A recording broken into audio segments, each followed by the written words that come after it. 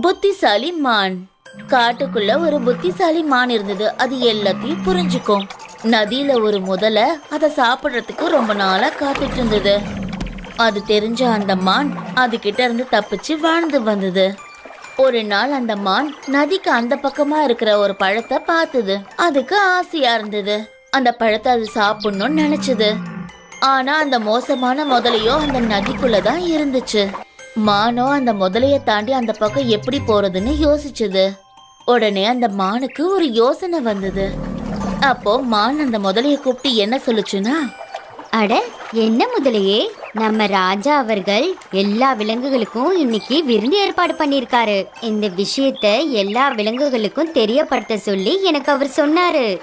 ராஜா அவர்கள் எல்லாரும் வரணும்னு சாப்பிடாம காத்துட்டு இருக்காரு. எல்லா விலங்குகளும் ஒன்னா சேர்ந்து ஒரே நேரத்துல சாப்பிட்டாதான் அவரும் சாப்பிடுவேன்னு